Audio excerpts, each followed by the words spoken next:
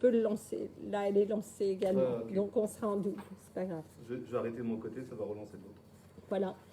Donc, je vais vous faire passer, pas d'observation sur le compte-rendu donc, de la réunion du conseil municipal du 18 février.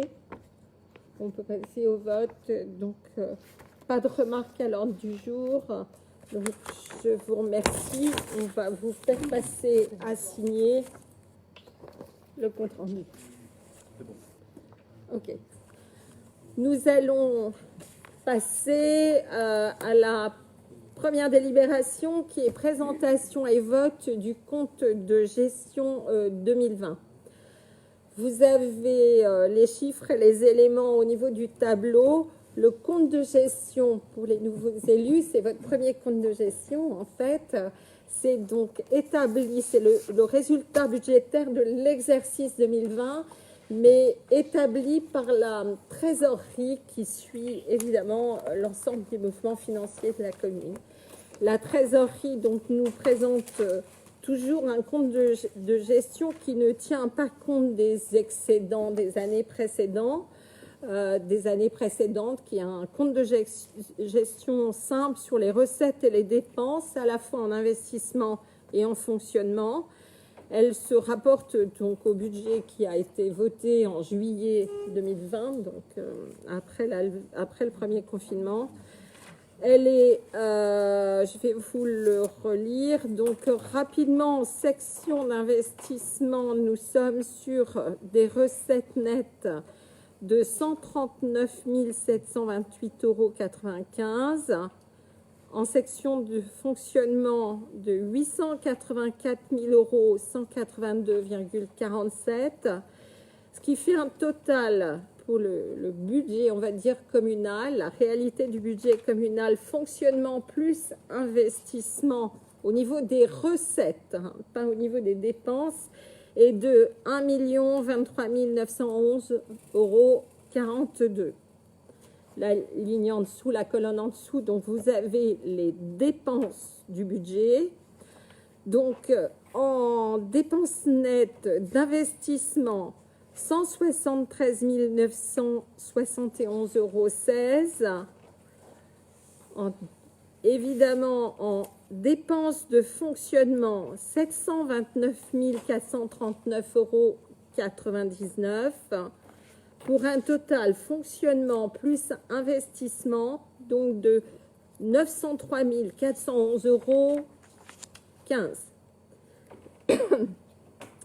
Le total, alors, ne figure pas, bien évidemment, je vous ai dit, les excédents de fonctionnement de l'année précédente reportés. Il figure également à la ligne en dessous sur une valeur de 34 242,21 € également des valorisations du patrimoine. Et puis, le résultat donc définitif pour la trésorerie est un résultat positif d'excédent 2020 de 120 500,27 €. C'est la dernière colonne complètement à droite qui vous donne le résultat positif uniquement de l'exercice en cours.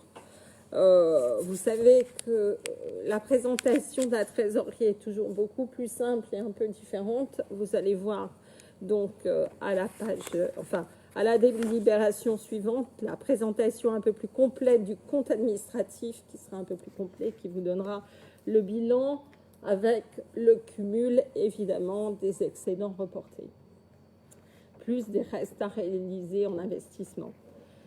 Donc là-dessus, une commission municipale, de toute façon, a eu lieu, une commission des finances a eu lieu la semaine dernière, je ne sais plus la date, mercredi dernier, pardon. Donc, cette commission nous a permis de voir en détail le compte administratif. Est-ce que sur cette présentation succincte de la trésorerie, est-ce que vous avez des questions spécifiques?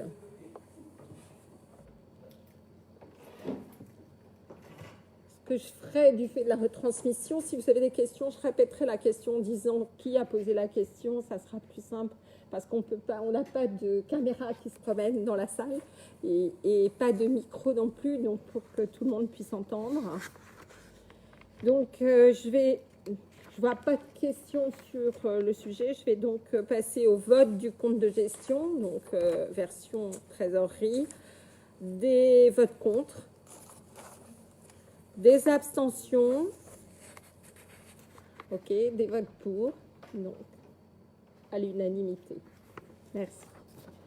Alors, délibération suivante. Là, c'est la présentation et le vote du compte administratif 2020. Un peu plus détaillé, puisque là, on va le voir chapitre par chapitre. Nous allons commencer par les dépenses de fonctionnement, donc la section de fonctionnement.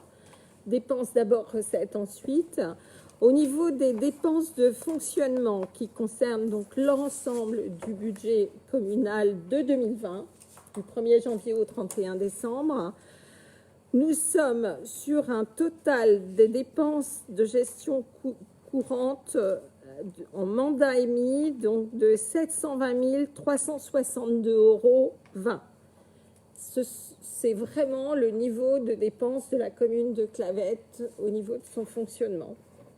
Pour rappel, vite fait, à une époque, on était sur des budgets de dépenses de fonctionnement en 2016, par exemple, de 784 677 €. Donc, on est sur, on peut dire, des dépenses de fonctionnement réellement stabilisées.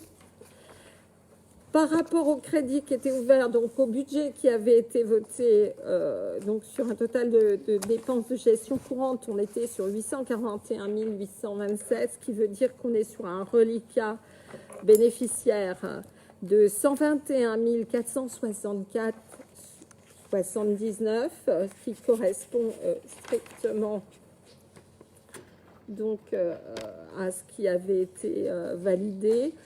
Quand vous faites le total en rajoutant les charges financières, les intérêts d'emprunt, etc., vous êtes les dépenses imprévues, par exemple, les charges exceptionnelles qui peuvent se présenter et tout, les charges financières et tout.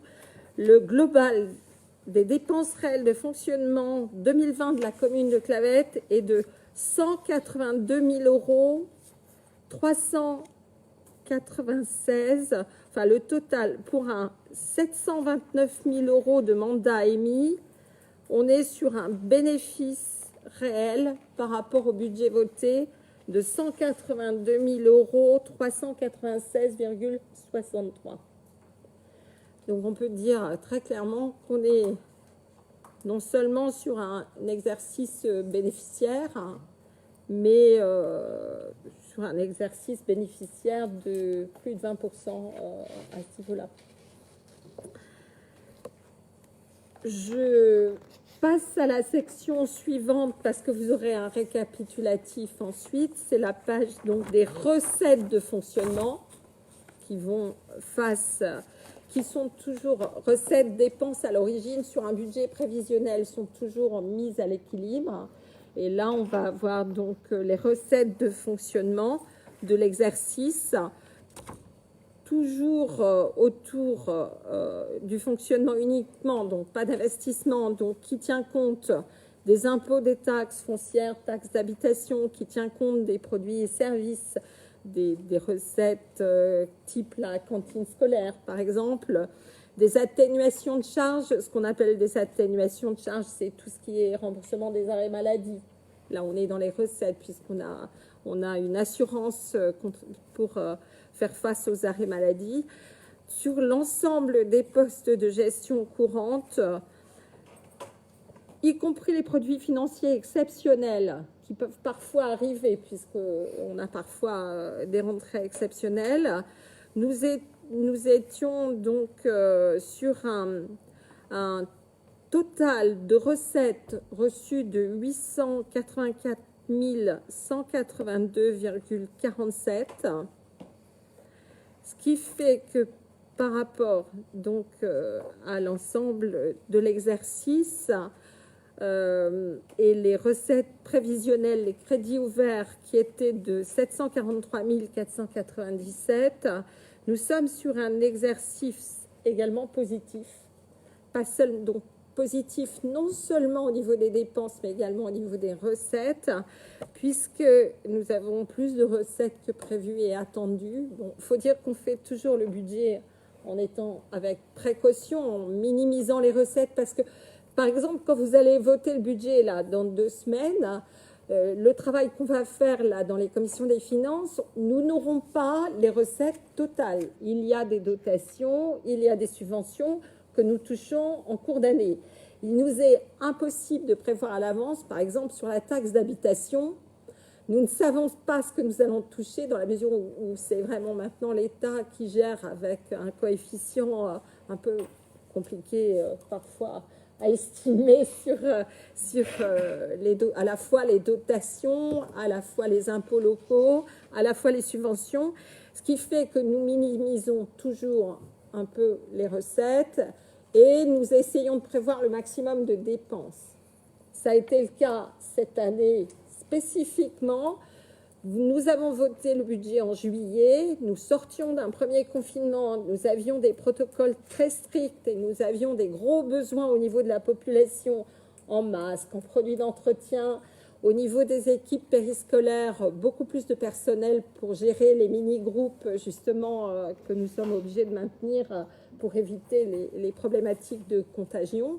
Donc on avait fait un budget qui tenait compte de risques éventuels, ce qui fait que, heureusement, tout n'a pas été dépensé dans cette enveloppe, mais non seulement dans cette enveloppe, nous sommes au niveau des recettes de fonctionnement sur donc 140 000 €, 685,47. C'est entre le positif en dépenses et le positif en recettes. On va quand même regarder la section d'investissement parce que nous n'avons pas pu, du fait d'un budget qui a été voté seulement en juillet, faire énormément d'investissements, mais nous avons réussi quand même à faire un nombre d'investissements assez conséquent puisqu'on est à plus de 76 000 € d'investissement qui concernent principalement du mobilier, l'école, les ravalements des murs, l'aménagement des marches avec aussi une accessibilité, une pente qui a été installée dans l'école, du matériel informatique de remplacement à tous les niveaux, mairie, école et au niveau des services. Donc nous sommes sur un budget d'investissement qui était prévu au total 222 018, qui a été dépensé donc entre les opérations patrimoniales et le reste. En réalité, les dépenses, toutes opérations confondues, donc à la fois les dépenses d'équipement et les dépenses en tout genre, donc n'ont pas permis de dépenser la totalité de l'investissement prévu. Il nous reste des restes à réaliser à hauteur de 46 044,66 €. Ces investissements qui étaient prévus, qui n'ont pas pu être faits, par exemple la couverture du City Park, puisqu'on n'a pas eu à temps, je veux dire, les devis, etc., et les entreprises vont de toute façon reparaître, et vous allez les voir dans le budget qu'on va vous proposer, dans les commissions qu'on va vous proposer très bientôt. Mais on est quand même sur 46 000 € de reste à réaliser par rapport à 2020, qui se rajouteront donc à nos capacités d'investissement de 2021. Je vais donc vous présenter également les recettes d'investissement. On est sur un total de recettes d'investissement, on avait estimé 152 853,37 € de recettes d'investissement. Réellement, le total donc des recettes d'investissement des titres émis de ce que nous avons encaissé donc je vais dire une bêtise là. Pardon ? 89 661,71 €. Merci Brice. Donc sur lequel on a un excédent réel de 34 661,71 €. Donc, sur ce que nous avons également encaissé, tout en bas de la colonne, vous avez des totales des recettes d'ordre d'investissement. On a aussi 102 786,13 € qui correspond en fait à l'excédent reporté de 2019 sur 2020. C'est des opérations patrimoniales. Ah, c'est juste. Ah oui, on est sur la partie.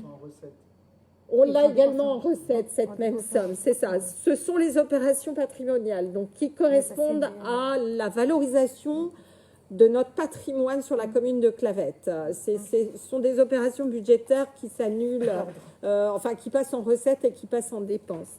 Donc notre excédent réel d'investissement, il est 34 661,71 €. D'accord ? Donc, les résultats globaux 2020. Fonctionnement, investissement. Les recettes donc, de la section de fonctionnement, 884 182,47 €, plus moins les dépenses de la section d'investissement de 724 000, donc un résultat d'exercice de 154 742,48, plus le résultat antérieur de la section de fonctionnement. Ce résultat antérieur est un cumul, en fait, qui correspond d'une année sur l'autre à des résultats bénéficiaires qui étaient donc mis au budget, soit en investissement, soit en fonctionnement. Et là, on est quand même sur un résultat antérieur qui était de 271 125,75 €. Ce qui fait que nous sommes maintenant sur un résultat cumulé de la section de fonctionnement de 425 868,23 €. Un résultat extrêmement confortable, mais qui n'est pas juste le résultat de cette année, bien évidemment, qui est vraiment un cumulé d'exercices précédents, puisque ça se reporte d'une année sur l'autre, tant que le Conseil ne choisit pas de le reporter en investissement et de le dépenser autrement. Les recettes de la section d'investissement. Là, par contre, nous avons touché 139 728,95 €. Nous avons dépensé donc 173 971,16 €. Donc, en fait, déduction faite par rapport aux 425 868,23 € du solde net de la section d'investissement avec les dépenses engagées reportées que nous sommes obligés de laisser puisque nous allons les mettre au budget 2021, donc pour un total de 66 000 €, fait que toute section confondue, ensemble, investissement et fonctionnement, toute dépense et cumul reporté des années sur l'autre, d'une année sur l'autre, si vous faites le calcul, 425 868,23 € moins en investissement le solde net de moins 66 121,51 €, le résultat de l'exercice 2020 à Clavette est de 359 746,72 €. Une somme extrêmement confortable. On va faire de tout ce pognon. Oui, alors la question, qu'est-ce qu'on va faire de tout ça, justement? On va faire un budget avec des investissements qu'on a déjà commencé, et ça commence à se voir, à réellement engager au niveau de la commune. Mais Nous avons maintenant la certitude depuis, on va dire, depuis 2017 maintenant, que de cumul en cumul qui se cumulent, justement, nous avons réussi à stabiliser 2018, 2019, 2020 sur des hauteurs de fonctionnement inférieures aux années 2015 et 2016, donc bien contrôlées, à peu près stabilisées, où on peut dire que globalement, notre budget de fonctionnement communal annuel, alors il y a les années plus faciles que d'autres, compliquées, il y a le Covid, où il y a des frais supplémentaires certaines années, etc. Mais pour la commune de Clavette, maintenant, avec ses 1423 habitants, avec ses superficies augmentées au niveau des lotissements, des logements, tout genre, etc., se situe entre 730 000 et 750 000 euros par an de fonctionnement, pour un total de recettes garanties d'au moins 880 000 euros. Ça veut dire que nous avons une garantie maintenant sur le fonctionnement, tant que nous ne dérapons pas, bien évidemment, de résultats positifs annuels qui réellement sont de l'ordre de, on va dire, 130 140 000 euros par an, vraiment stabilisés. On l'a vu depuis, avec ce report-là sur 3-4 ans, à chaque fois d'exercices positifs. Donc, c'est bien de gagner de l'argent, c'est bien d'en économiser, mais ce n'est pas la peine de laisser dormir cet argent après en trésorerie principale. Les Clavetais attendent de nous maintenant des investissements. Nous allons vous proposer un budget avec un gros report sur la section investissement, de façon à ce que vous puissiez tous ensemble, je veux dire, proposer des services supplémentaires au niveau de la commune. Je voudrais souligner 4 points importants parce qu'on arrive vraiment là sur une constance qu'on a pu analyser avec Brice maintenant qui m'accompagne au niveau des finances, évidemment avec Audrey Denimal, la secrétaire générale. Le budget 2020, il date de juillet, après le premier confinement. On était sur un protocole sanitaire lourd, coûteux en termes de besoins. Besoins pour la population, besoins pour les équipes, besoins pour les enfants de l'école, masques, personnel supplémentaire, etc. On avait fait un travail de budget sincère et responsable, mais en anticipant des risques. On n'est pas à l'abri, par exemple, qu'une partie de l'équipe périscolaire soit touchée par le Covid. Et dans ce cas-là, ce n'est pas 1 ou 2 personnes qu'il va nous falloir remplacer pendant 15 jours, voire 3 semaines ou 1 mois. Ça peut être la majorité de l'équipe. Donc, on est toujours obligé d'avoir une capacité à anticiper les risques et de se donner une marge de sécurité. C'est ce qu'on avait fait cette année. Donc on a vu qu'on avait un excédent là-dessus, on n'a pas tout dépensé puisqu'il nous restait 30 000 euros sur cette ligne-là, non dépensée. Ce n'est pas pour autant qu'on ne doit pas la remettre sur le budget 2021. Nous sommes toujours en situation sanitaire précaire. Nous avons toujours le risque qu'une grande partie du personnel périscolaire, il suffit qu'une personne du périscolaire soit touchée et malade, les autres vont être impactés inévitablement. Donc, nous aurons l'obligation, puisque nous sommes dans l'obligation de maintenir un service public qui est la cantine scolaire, de remplacer d'un coup 4 ou 5 personnes sur une période assez longue. Donc, nous allons garder toujours ces marges de sécurité supplémentaires. Mais la bonne nouvelle, c'est que nous avons les moyens de le faire. Nous avons 30 000 euros d'excédent budgétaire, on va dire, sur cette ligne-là, dans ce chapitre-là. Sur l'ensemble, on sait maintenant qu'on a plus de 400 000 euros de fonctionnement supplémentaire. Alors, on ne va pas en garder autant, clairement. Sur 2021, ça va être maintenant 2021-2022, on va vous proposer un budget d'investissement pour faire vraiment des travaux importants au niveau de la commune. Aussi, le total cumulé de cet exercice, il faut appeler ça un chat, c'est quand même un signe de bonne gestion communale, parce qu'on ne peut pas dire c'était par hasard une fois sur telle somme, c'est pas simplement le fait d'avoir touché un peu plus de dotations à un moment, puisque les dotations, on le sait, depuis 2014, ont baissé de 72 000 euros quand même en cumul annuel. Donc, on a non seulement compensé une énorme baisse de dotation cumulée de 72 000 euros, mais en plus, on a créé des recettes supplémentaires. Sinon, on ne sortirait pas avec un exercice aussi confortable.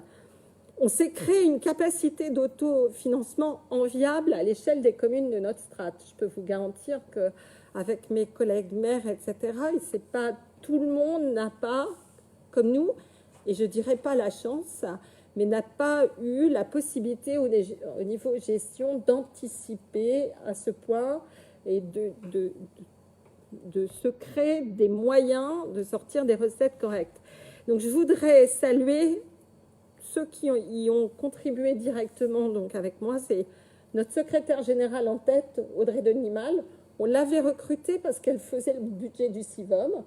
On s'était dit que comme ça, elle serait bonne pour le budget de Clavette. Je crois qu'elle a fait la preuve. Elle est arrivée donc début 2018 en fait. Elle a fait la preuve que, je veux dire, il y a un vrai travail budgétaire sérieux et de gestion qui a été fait.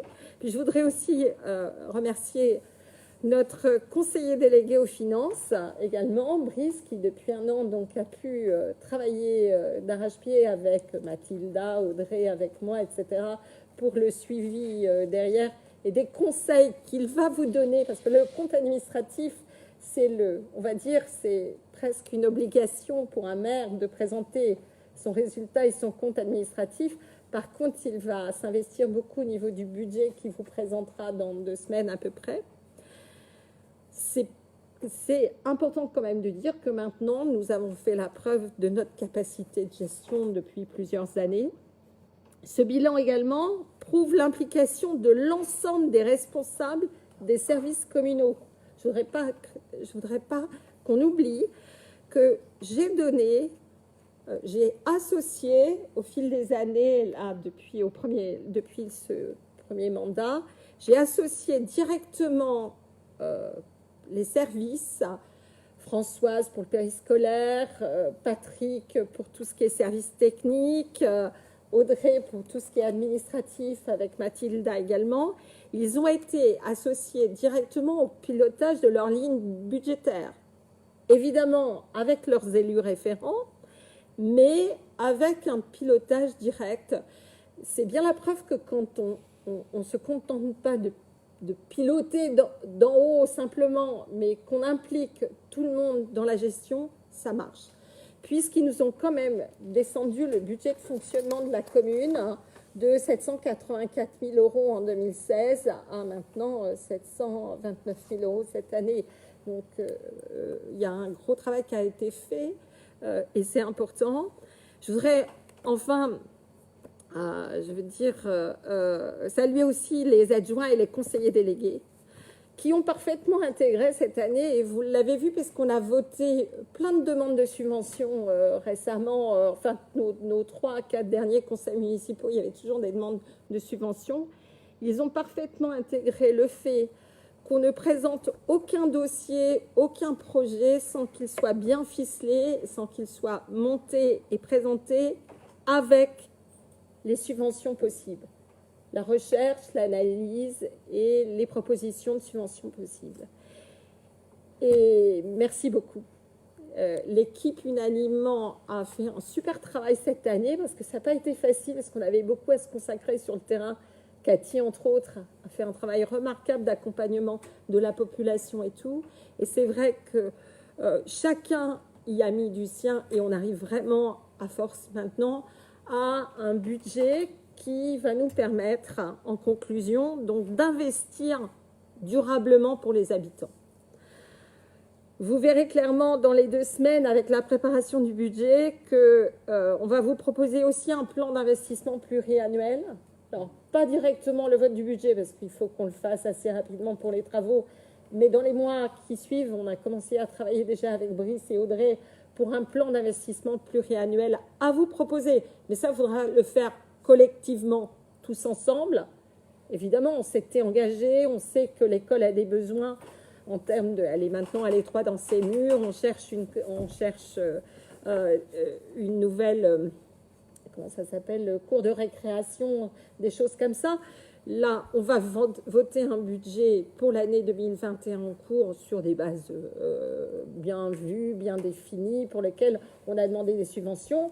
Mais sachant ce qu'on va avoir à investir derrière, il faut qu'on travaille sur des bases d'investissement pluriannuelles et surtout sur la nécessité, et c'est là, j'insiste, et ça sera, on va dire, une formation que Brice et moi allons vous faire si on peut. Enfin, je ne sais pas, en restant modeste, parce que certains d'entre vous sont très doués sur la question, mais sur la nécessité d'investir pour créer des recettes nouvelles de fonctionnement. Il y a plein de pistes possibles.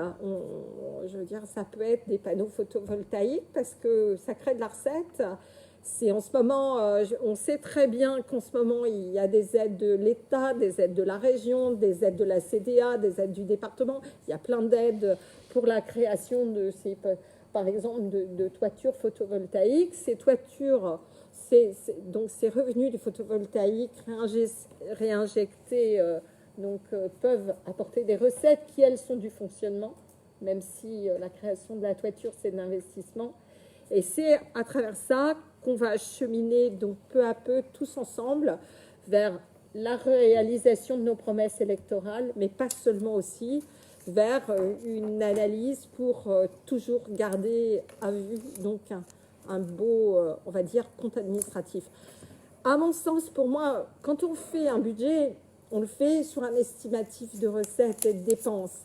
Mais le vrai budget d'une commune, le vrai bilan financier d'une commune, c'est ce soir que vous l'avez sous les yeux. Donc, c'est vraiment le compte administratif.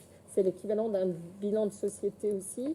Et c'est ce soir que je vais vous demander, et cette fois-ci avec beaucoup de plaisir, donc, de voter le compte administratif. Si vous avez des questions, c'est le moment.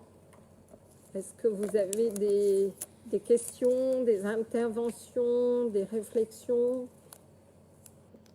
Oui, moi j'aurais une petite remarque sur ton discours, c'est à savoir que ce résultat est aussi le fruit du blocage du budget qu'il y a eu en 2019, que tu as rappelé pendant des mois, et là ce soir dans ton discours, tu n'as pas mentionné. Alors effectivement, tu as mentionné que c'était le résultat cumulé depuis 2016-2017, et donc c'est également le passage d'une année qui a été douloureuse pour le conseil municipal, à savoir le blocage du budget en 2019. Tout à fait. Le blocage du budget 2019 a dégagé, si tu t'en souviens, au niveau du compte administratif, justement en recettes de fonctionnement, un peu plus de 100 000 euros, 109 000 euros, je crois. Je l'ai exactement, 107 297 euros qui interviennent dans, bien sûr, une part des 425 000 euros 868. Mais ça ne reste qu'un quart d'un excédent budgétaire cumulé de plusieurs années dans un travail de bonne gestion. C'était pas du tout... après les élections de 2014, on était sur des excédents budgétaires qui étaient plutôt de l'ordre de 50 000 euros ou des petites 70 000 euros. Là maintenant, on a fait, avec une population bien inférieure, avec, une baisse des dotations de l'État qui s'est rajoutée dessus, avec l'ETAP aussi. Donc, certes, le blocage du budget a ramené de l'excédent, mais j'aurais préféré un excédent autrement, un excédent sur l'investissement, par exemple, parce que de toute façon, c'est surtout les équipes qui ont souffert le plus de ce blocage à l'époque, quoi. Et l'école, entre autres, également, qui a souffert le plus de ce blocage.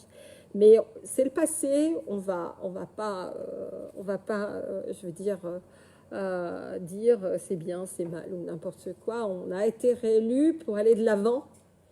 Et on va avoir les moyens d'aller de l'avant, et c'est pour ça que je suis très très contente que vous soyez tous là ce soir. D'autres questions?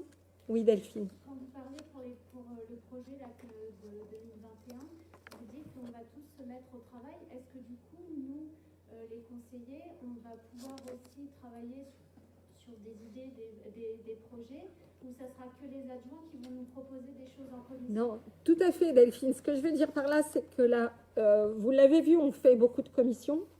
Avant le budget, on va avoir au moins 2 commissions. J'ai parlé d'un plan d'investissement pluriannuel, mais ça sera après le vote du budget. Et là, on va, et ça a toujours été notre démarche, c'est ce qu'on a fait depuis les élections, c'est ce qu'on faisait avant, beaucoup de commissions de toute façon, donc où on associe le plus grand nombre. La démarche, elle est que quand on convoque une commission, on convoque bien sûr les membres de la commission, mais on met toujours en copie l'ensemble des membres du conseil. Donc même si vous n'êtes pas de la commission, si le sujet vous intéresse, parce qu'on convoque avec un ordre du jour, vous pouvez, tout le monde peut venir. Et il n'y a jamais eu d'exclusion à ce niveau-là. On a toujours été dans la plus grande transparence et la plus grande communication. Donc bien sûr qu'on va travailler ensemble. On va dire ce qu'on appelle la municipalité, maire adjoint, conseiller délégué, donc l'exécutif, dans certains cas, ça a plusieurs noms. Ça sert pour les arbitrages, ça sert pour échanger des pistes après, mais de toute façon, depuis le début de ce mandat, qui a commencé un peu tardivement aussi, comme avant d'ailleurs, mais surtout depuis le début de ce mandat, chaque élu, par rapport à ces différentes délégations, a déjà organisé des commissions et déjà échangé avec vous. Et on va clairement continuer dans cette optique. C'est en travaillant ensemble, en échangeant ensemble qu'on fait le meilleur travail. De toute façon, on n'est pas là pour cacher ou autre. D'ailleurs, toutes les publications sont sur le site internet de la commune, tous les comptes rendus derrière. Et il y a toujours au niveau des commissions après un compte rendu qui est envoyé à tout le monde, qui permet de voir un peu les arbitrages que vous avez faits collectivement. Parfois, il faut trancher et parfois, il faut plus, quand je dis trancher, c'est plutôt décider des priorités. Parce qu'évidemment, on aimerait tout faire cette année, on ne pourra pas. Donc, vous allez nous proposer des choses tous individuellement. Alors, il va falloir qu'on tranche après ensemble pour voir qu'est-ce qu'on met en premier. Parce qu'il y a des choses qui se feront en 2021, d'autres 2022. On a jusqu'à quand même mars 2026 pour déjà réaliser pas mal de choses pour les habitants. Donc, et on le fera vraiment collectivement, sans problème. D'autres questions ? Je vais profiter de ça pour... enfin, le vote se fait hors de la présence du maire, donc je vais partir. C'est Chantal, chère René Quintin, qui en tant que, je veux dire, aimée de très peu d'ailleurs, va procéder au vote du compte administratif 2020. Merci.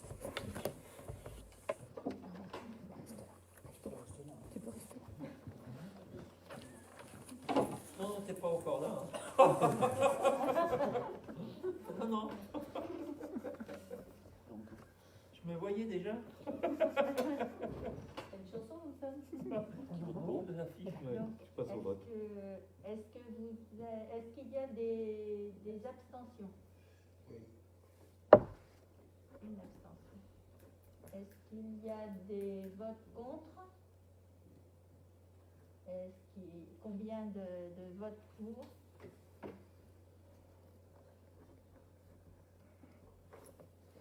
Merci. Il n'y a plus qu'à aller chercher. Bertrand. À l'ancienne. À l'ancienne.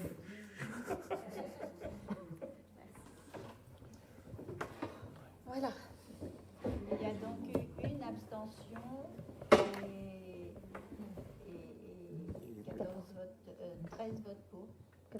14 votes pour. Et Non, non, 13. 13 parce que je n'ai pas voté. Oui, Voilà. c'est ça. Voilà, 13 votes pour et une abstention. Merci beaucoup. Et puis, On va continuer. on va continuer. On a bien avancé. On va vraiment continuer dans la joie et la bonne humeur, surtout. Délibération suivante. je vais vous demander l'autorisation d'engager, de liquider et de mandater les dépenses d'investissement dans la limite du quart des crédits ouverts annuellement. Pour être clair, la loi nous autorise le maire et autorise les services à engager d'une année sur l'autre. Comme le budget se vote dans 15 jours à peu près, se vote toujours à la fin du premier trimestre, les services, le maire, l'exécutif a toujours la possibilité d'engager donc un trimestre, donc 25% du budget de fonctionnement. Ça, c'est automatique, la loi nous y autorise. Par contre, pour ce qui est de l'investissement, c'est un vote du conseil municipal. Donc, je vais vous demander, alors il y a l'article L1612-1 du Code des collectivités territoriales. Il y a vous avez vu, donc au niveau de l'exposé, tout un ensemble de choses. Mais en fait, la question, elle est très simple. Est-ce que vous m'autorisez, jusqu'à ce qu'on ait voté définitivement le budget, à engager au maximum 25% des dépenses d'investissement, qui étaient les dépenses d'investissement du budget précédent, évidemment. On se cale toujours sur le N-1. On sait qu'on aura plus d'investissement. Mais pourquoi ça? Parce qu'on va être obligé, par exemple, de remplacer d'urgence du matériel informatique, des ordinateurs, avant le vote du budget. On a toujours une enveloppe d'investissement au niveau informatique. Mais si on attend, quelqu'un va se retrouver en rate sur son poste avec un ordinateur qui ne marche plus. Donc, ça, si vous me donnez, à vous de voir si vous êtes d'accord, pour me donner l'autorisation donc de liquider, mandater et engager 25% du budget d'investissement. Des questions sur le sujet? On peut procéder au vote. Des votes contre, des abstentions, donc des votes pour, donc unanimité. Merci. Ensuite, mise à jour du tableau des effectifs. En fait, ce qu'on va vous proposer, d'abord, il est bien de temps en temps de faire un peu de nettoyage au niveau du tableau des effectifs. Comme l'évolution d'un fonctionnaire de la fonction publique se fait par rapport à des grades, des échelons, c'est un peu compliqué. Pour que les personnes puissent évoluer dans leur poste, des fois, il faut recréer des postes. Au fil d'un mandat, on a créé des postes, on en a fermé, mais de temps en temps, on fait le point sur l'ensemble. On a, sur la commune de Clavette, 2 postes qui ne servent pas. C'est malheureusement, c'est le décès d'Alain donc, qui a libéré ce poste, qui était donc au niveau un poste d'adjoint technique principal de 2e classe. C'est clair que même si on remplace Alain, on le remplace par quelqu'un qui n'est pas à ce niveau-là de grade et d'échelon, donc de toute façon qui sera sur un autre poste. Et puis on a aussi le poste d'adjoint administratif qui correspondait au premier poste créé pour Mathilda quand elle est arrivée, parce qu'elle était d'abord en contrat aidé.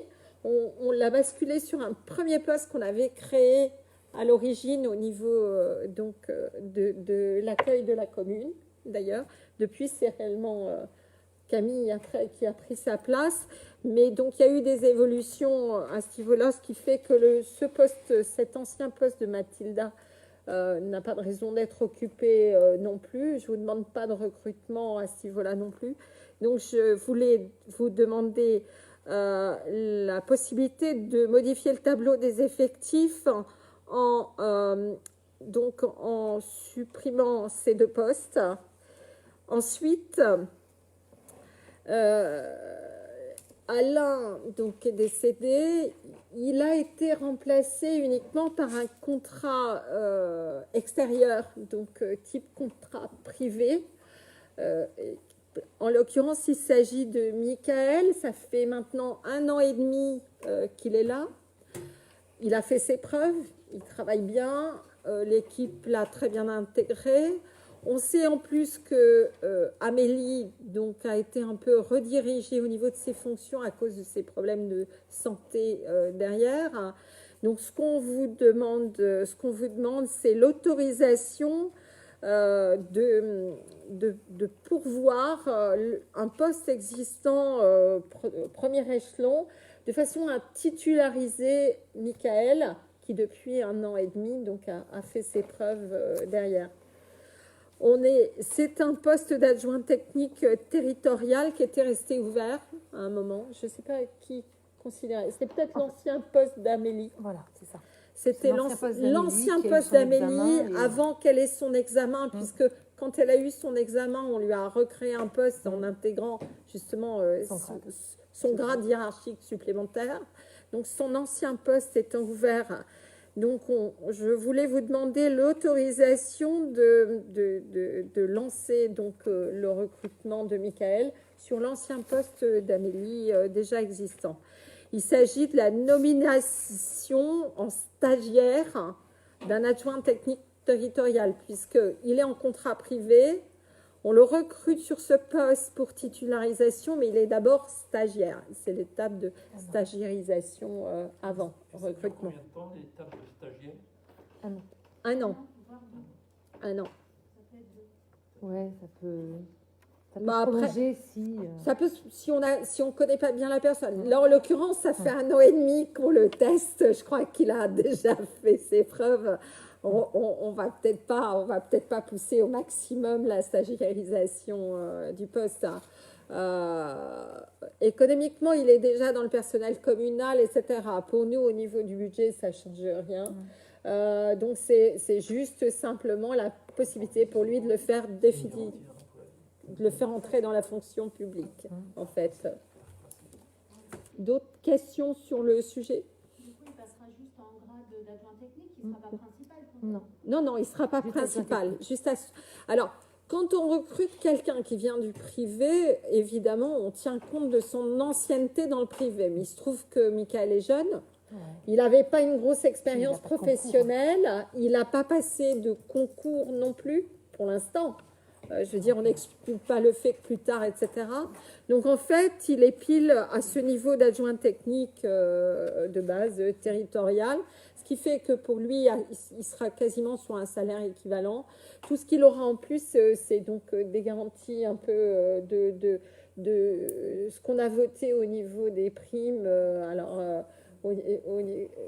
Elle s'appelle comment? IAE, Non, IFSE. IFSE et et CIA. J'ai toujours un peu de mal avec ces acronymes. C'est le système des primes de la fonction publique territoriale, donc qui fait qu'il y a une prime fixe et pas très importante, et une autre prime qui n'est pas fixe, qui peut être supprimée. De toute façon, si c'est lié à l'engagement professionnel et s'il remplit mal ses fonctions, d'un seul coup, on peut ne pas verser cette prime-là. Donc, la seule différence par rapport à son poste actuel, elle est là.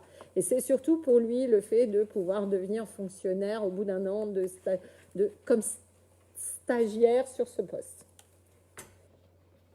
D'autres questions? Comment? Oui, on va vous montrer, c'est ça. On va passer le page. Donc, le tableau qui a été mis à jour maintenant, donc avec la suppression de postes, clairement, puisque ça ne change rien, le poste de Michael existait déjà, donc il est attribué simplement, fait que dans la filière administrative, vous avez un poste en catégorie B, je crois qu'elle est à ma droite. C'est donc la secrétaire générale qui est donc secrétaire de mairie pour une commune de moins de 2000 habitants en tant que suite à un concours qu'elle a réussi, donc rédacteur principal 2e classe. En catégorie C, fonction administrative, donc on a, vous les connaissez, Mathilda et Camille, toutes les deux, donc adjoint administratif territorial principal, 2e classe, là c'est Mathilda, puisque elle a eu son concours, elle a eu un examen et elle a plus d'ancienneté en plus que Mathilda. Et elle a surtout eu un concours, mais en plus, elle est arrivée un an avant Camille, donc de toute façon, c'est un peu normal. Ensuite, dans la filière technique, donc ça fait en administratif 3 personnes. Dans la filière technique, donc nous avons en fait 5 personnes, plus le poste à pourvoir, donc celui que Michael va pourvoir. Ça concerne donc évidemment Patrick, que vous connaissez, Jérôme, que vous connaissez également, Amélie, qui elle se partage entre des fonctions. Elle est dans la filière technique, mais elle est aussi dans la filière animation. Mais elle est rattachée à une filière, mais comme elle s'occupe aussi du périscolaire et des enfants, donc elle est aussi là. Ensuite, on a 2 autres postes, c'est Claude et Caroline, également, qui sont en catégorie C de la filière technique parce qu'elles font aussi des ménages, mais en même temps, elles sont également dans la filière animation, mais elles sont rattachées à la filière technique. Donc, si je fais le calcul, Patrick, Jérôme, Amélie, Michael a créé, donc à pourvoir, on va dire, un poste à pourvoir, Claude et Caroline. Donc on a les 6 postes de la filière technique. Dans la filière animation, donc complètement intégrées uniquement dans la filière animation. Pour autant, elles font aussi des ménages. Elles pourraient être dans la filière technique, mais à la base, elles ont plus de qualifications sur la filière animation. Donc, c'est Françoise, bien évidemment, qui est responsable de tout le périscolaire, et donc Karine. Donc, voilà, c'est l'ensemble du personnel. 1, 2, 3, 4, 5, 6, 7, 8, 9, 10, 11. 11. Pas tous équivalents temps plein, puisque Claude n'est pas tout à fait en temps plein. Donc, 11, auxquels se rajoute, puisque au niveau du périscolaire, on a été obligé de renforcer les équipes. Donc, on a 1, 2, Valérie et Sonia et Mélodie. 3 personnes, pour l'instant, qui renforcent l'équipe périscolaire au niveau de l'ensemble de l'école, des enfants, de la cantine scolaire et de la récréation. Voilà. Qui ne sont pas du tout des équivalents temps plein, qui sont même des contrats donc de l'aide à l'emploi et qui sont des emplois de quelques heures par semaine, bien sûr, puisque c'est uniquement sur la partie périscolaire, donc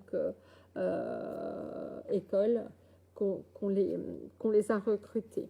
Donc voilà. Donc on peut dire dans la filière administrative, 11 administratifs plus 2 contrats externes. Et l'ensemble, c'est pas du temps plein pour tout le monde, quoi. Voilà. Est-ce que vous êtes donc d'accord pour la mise à jour de ce tableau des effectifs avec la suppression des postes et bien sûr la proposition de nomination de Michael sur le poste d'adjoint technique territorial, un poste déjà existant qu'on peut voir. Est-ce que vous avez des questions? Il n'y a pas de souci. On avait fait une commission du personnel, donc je sais que beaucoup d'entre vous ont déjà posé des questions. Est-ce qu'on peut donc passer au vote? Des votes contre? Des abstentions? Donc, des votes pour? Donc, unanimité.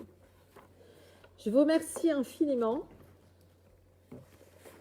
Je peux fermer, puis après tu poses la question, mais je ferme le conseil puisque par rapport à l'ordre du jour, donc le conseil municipal est fermé. Après, bien sûr, il y a des questions. Je crois que Jean-Jacques a une question. Pendant 2 semaines, on a entendu parler de l'eau sur Clairette. Oui. Des taux, des machins, plein de choses qui sont arrivées aux oreilles des habitants. Oui. Et aujourd'hui, tout simplement, il y a quelqu'un qui m'a demandé est-ce qu'on peut boire l'eau du robinet? Oui. Il y a un dépliant qui a été distribué aussi dans toutes les boîtes aux lettres qui faisait un récapitulatif. Je ne l'ai pas là, mais tu l'as eu aussi. Oui. Donc, très clairement, le dépliant le dit. Mais je vais demander à Stéphane, qui est adjoint à Je vais ça. faire très court, excuse-moi, Oui, Jean-Jacques. Je vais faire très court et comme ça tout le monde pourra faire la même réponse parce que c'est la réponse que nous a fait l'ARS. L'ARS nous a dit que depuis le début, l'eau a toujours été potable au robinet de Clavel. Voilà. Alors, les autres, Ça n'a jamais l'ARS, dépassé les taux. Ça n'a jamais dépassé les taux. l'ARS, pour l'information de tout le monde, sur donc l'ARS, c'est donc l'agence régionale de santé qui dépend de l'État, qui contrôle la qualité de l'air, la qualité de l'eau, qui intervient et qui peut bloquer un captage. Merci pour l'information. Je vais relire publiquement. En fait, il y a eu un épisode de dépassement des taux de nitrate et d'un herbicide, un épisode qui a été détecté par les relevés de l'ARS, puisque l'ARS, en tant que responsable, prélève au captage, prélève au château d'eau, prélève dans les réseaux, prélève dans l'air à travers l'atmo, etc. Donc, il y a eu un épisode détecté de dépassement fin décembre. À ce moment-là, ils ont déclenché donc une analyse régulière. Ils ont d'abord obligé, puisque l'AGLO prend la compétence eau potable, mais effectivement, elle ne la prendra que le 30 juin, parce que là, c'est le transfert des installations, la valeur financière, les techniciens, tout ça. Donc, elle ne le prendra que le 30 juin. Donc, c'est toujours pour l'instant l'ARES, au 17, en fait, le syndicat départemental de l'eau, qui est responsable du captage de Clavette. Et de l'eau du robinet, surtout de l'approvisionnement en eau potable. Jusqu'au 30 juin, on va dire. Après, ça sera complètement l'AGLO. Donc, à ce moment-là, l'ARS a déclenché l'alerte en obligeant donc, le syndicat départemental à purger. Les taux qui ont été détectés, particulièrement nitrate et chlortoluron, sont des taux qui étaient au-dessus des normes classiques légales. Vous, tous les ans, vous recevez avec votre facture d'eau, une fois par an, l'ensemble des prélèvements de l'ARS qui vous donne les normes, qui vous dit s'il y a eu dépassement ou pas. Donc ça, vous le verrez apparaître sur la prochaine facture, en même temps que la prochaine facture. À ce moment-là, bien que dépassant le taux de normes autorisé, l'ARS nous a présenté un deuxième taux et nous n'avons eu les chiffres et nous n'avons été prévenus alors que l'alerte a eu lieu, c'était, je crois, un prélèvement du 24 décembre ou 26 décembre, voilà. Un prélèvement du 26 décembre.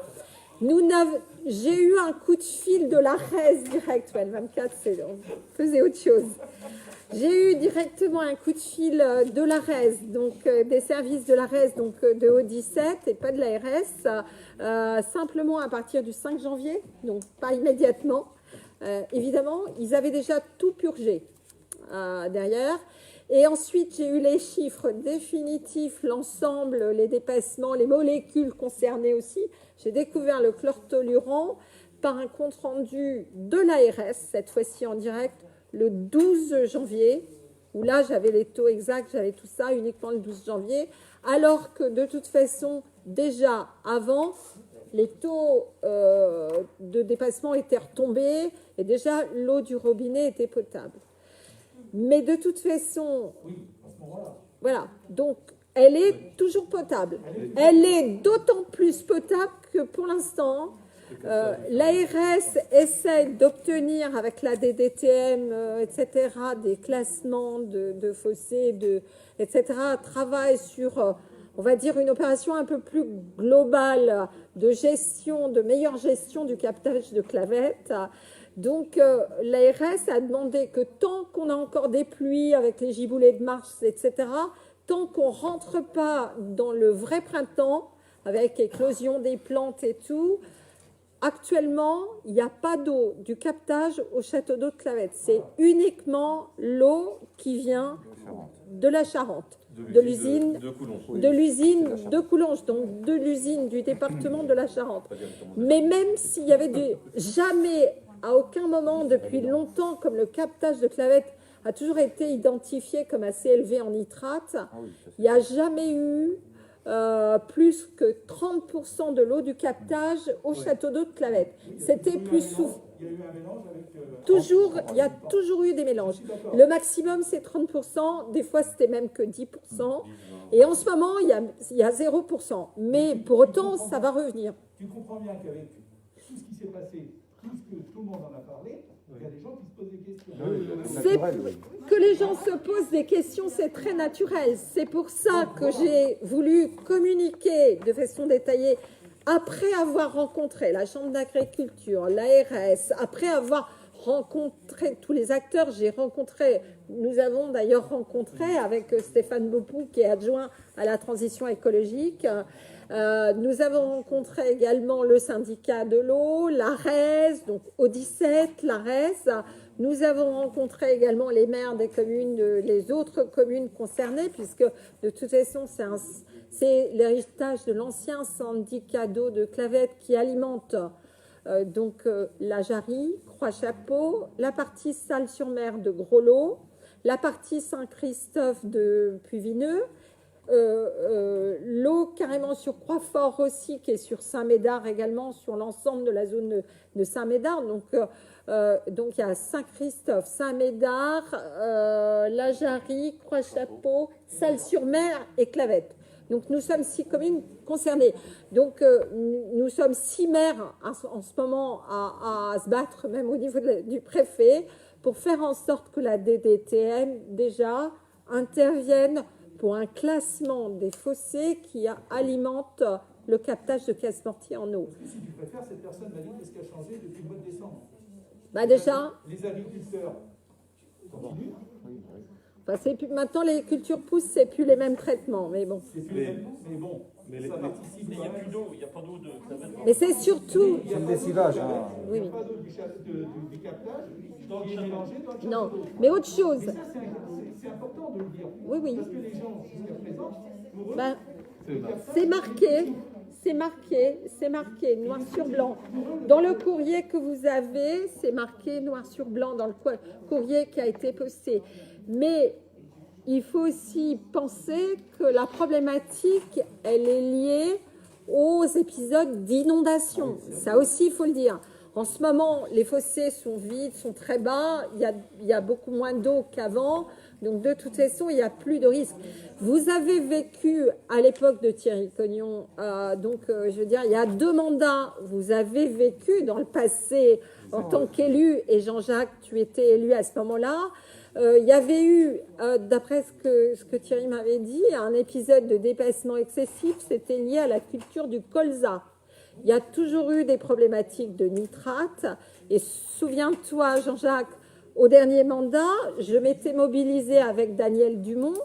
J'avais rencontré dans son bureau donc le maire de la Jarry, qui est également au conseil d'administration de Au17, du syndicat des eaux, qui est également vice-président au syndicat des eaux, donc qui est fer de lance au niveau du syndicat des eaux pour justement la gestion de ce captage avec nous. On lui avait fait un courrier, on avait fait un courrier à l'ARES, on les avait rencontrés, etc. Nous nous sommes battus à plusieurs maires, entre autres, pour justement que l'agglomération récupère la gestion de l'eau potable et récupère ce captage. L'agglomération récupère en ce moment le château d'eau, le captage de Clavette et toutes les installations, parce que nous avons plus un travail fait de proximité, alors que le syndicat départemental, il a tout le département de Charente-Maritime à gérer.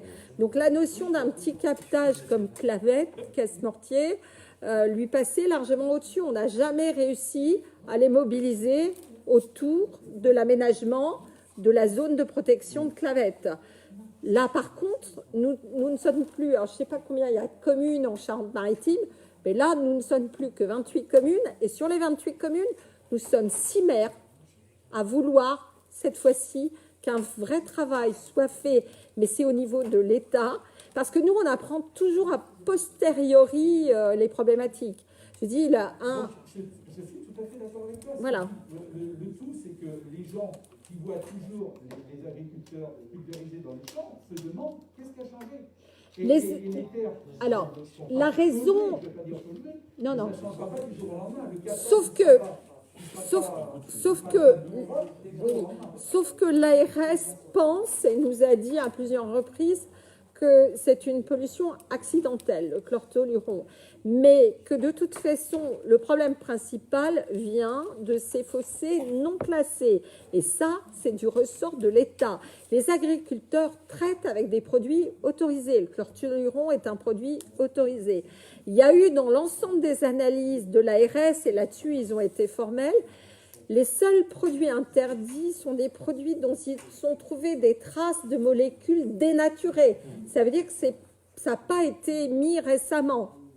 Donc, les agriculteurs travaillent normalement avec des produits autorisés.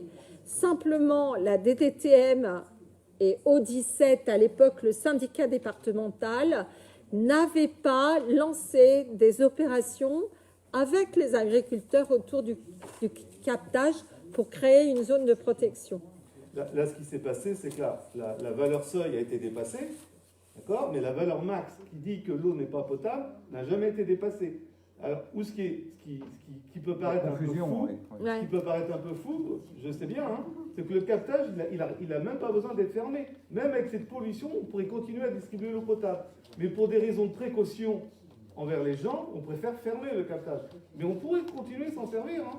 Rien ne Mais en l'empêche. fait, c'est une mesure qui est presque alarmiste parce que ça fait peur, quoi. Ça Ah fait oui, peur. oui, c'est clair. Après, Mais- après, Il y a un- Puis la valeur maximale est trop haute.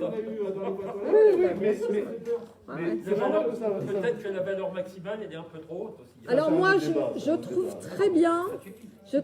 très bien, moi, ce que j'ai vécu difficilement au dernier mandat, c'est qu'on ne pouvait pas en parler, ça ne savait pas, etc.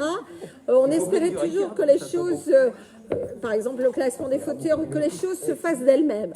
Moi, je trouve très bien que maintenant, il y a une vraie communication sur la question. Parce qu'il faut être conscient que le département de la Charente-Maritime, la préfecture, la DTTM, est très, très en retard dans sa politique de protection de l'eau potable et des sources d'eau potable par rapport à la Bretagne ou par rapport à d'autres départements. Il y a un vrai travail à faire, à engager. Et maintenant, il va pouvoir s'engager, premièrement parce que l'agglo dont nous sommes 6 sur 28, donc poussons avec en plus le service de l'eau potable de Guillaume Crabal et de Serge Sceaux qui fait un travail remarquable. Donc l'agglo est prêt cette fois-ci à se battre pour ça. Et deuxièmement, je veux dire clairement, à 28, auprès du préfet qui est à La Rochelle, avec le soutien du président de l'agglomération, maire de La Rochelle, qui héberge le préfet, on aura peut-être un peu plus d'écoute à ce niveau-là. Et c'est bien que quelque part, je trouve c'est dommage que ça fasse peur, hein, mais il faut rassurer sur le fait que pour l'instant, on prend enfin en considération ces problématiques-là et on va enfin se donner les moyens. Moi, j'ai eu le président de la Chambre d'agriculture qui était celui de Charente-Maritime, qui est maintenant le président régional pour la Nouvelle-Aquitaine au téléphone. Et là-dessus, j'ai eu également tous les représentants des coopératives agricoles qui vendent les intrants pour être sûr qu'il va y avoir vraiment un suivi très très précis des traitements. Mais il n'y a pas eu de... Comment dire ? On n'est pas sur des fonctionnements agricoles mauvais, truands ou autres. On est vraiment simplement sur un captage qui n'a jamais été protégé jusque-là. Vous regardez, on est en creux, plaine plate, pas d'arbres, peu de haies. On a 3-4 freinés, des tout petits bois de rien du tout à côté. On a surtout 2 km de fossés qui ne sont pas classés par l'État, ce qui fait que de chaque côté des fossés, on n'a pas de bande enherbée obligatoire.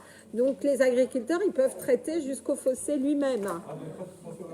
Voilà, donc Aujourd'hui, en termes de communication avec les habitants, si on vient vers nous pour nous demander, on leur dit, vous inquiétez pas, ce n'est plus Croix-Fort qui fonctionne, voilà, c'est Coulonges. oui, oui, tout à fait. Tout à fait. C'est l'usine. C'est toujours le château d'eau, mais il va pas C'est pas capté dans la terre agricole, c'est pas capté à Casse-Mortier en ce moment. La reprise de Casse-Mortier se fera de toute façon à un moment et un autre, mais par contre, il va rester sur surveillance rapprochée. Donc, on n'aura plus ce type d'épisode, je l'espère. Je l'espère.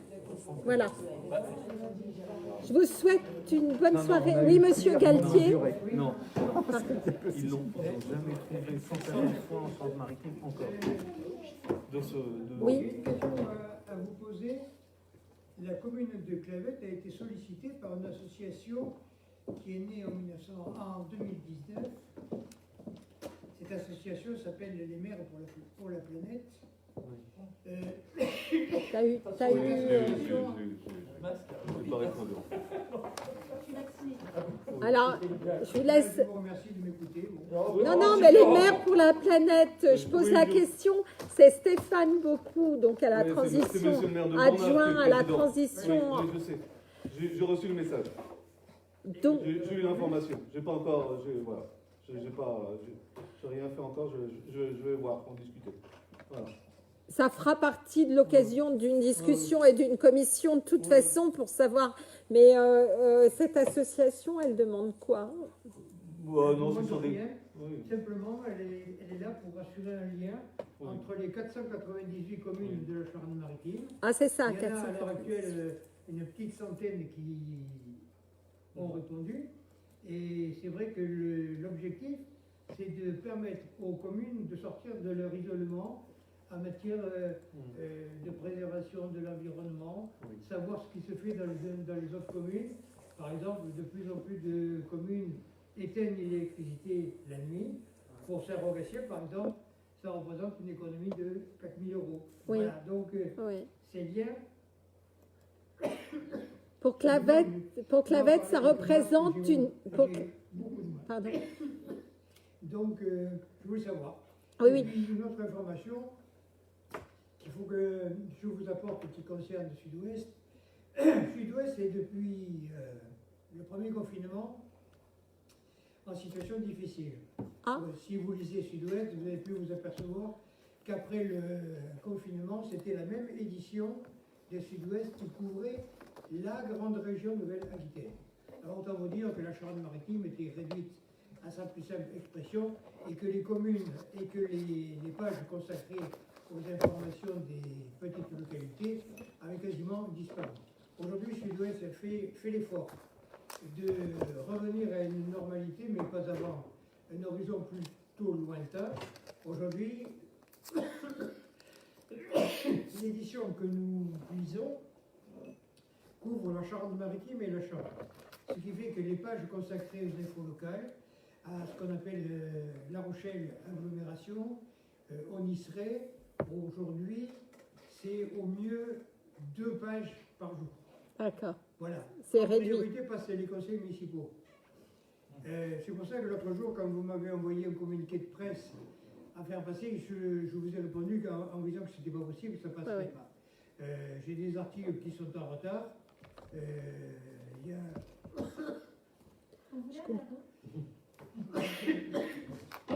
a un vent de fronde qui se lève chez les correspondants. Oui. Parce qu'on est dans une situation très difficile. S'engager, ce soir, je vais faire demain le compte rendu de ce conseil municipal. Si dans 2-3 jours il n'est pas passé, je rappelle le Sud-Ouest pour dire où ça en est. Mais il y a une lenteur aujourd'hui qui est préjudiciable, qui nous porte tort à nous correspondants, et puis qui porte tort aussi à la population, parce que c'est vrai que tous nos articles passent sur le web, mais ce que les gens dans nos communes recherchent, c'est l'édition papier. Oui. Donc voilà, il y a une situation difficile dont je voulais vous parler. Alors, je continuerai à couvrir tout ce qui se passe dans votre commune, mais si je sais que ça ne passe pas, je vous préviendrai. Je vous remercie de nous avertir et puis clairement on surveillera ça très. J'espère qu'on aura le plaisir de continuer à vous avoir comme correspondant. pour les maires pour la planète, de toute façon, c'est vrai que pour l'instant, la plupart des communes sont sur leur budget. Vous connaissez la période compte administratif, budget communal. Ça prend du temps, c'est toujours assez lourd, assez long, n'est-ce pas, Audrey et Maurice. Mais par contre, c'est vrai qu'on regardera de quoi il s'agit, parce qu'effectivement, nous, grâce à Bertrand, qui a fait un travail remarquable au dernier mandat, on a pu effectivement faire chiffrer l'économie de couper l'électricité la nuit pour la commune de Clavette. On est à presque 7 000 euros, c'est ça, 6 700 euros par an. Non, c'est un peu moins que ça. Un peu moins, un peu 6 moins, 300. ouais, Il y avait plus de 6 000 en oui, tout cas. C'était ça, à peu près 6 000. Ouais. Donc très clairement, moi je sais que j'apprécie beaucoup les conférences des maires au conseil communautaire qui permet d'échanger. Alors là, on est plutôt en visio, etc. Mais effectivement, se rencontrer entre maires, c'est toujours utile pour échanger les bonnes pratiques et tout. Donc Stéphane nous présentera le dossier Maire pour la planète un peu plus tard. Après le vote du budget, promis. Au mois d'avril, pas avant. Merci beaucoup et bonne soirée à tout le monde. Au plaisir. Au revoir.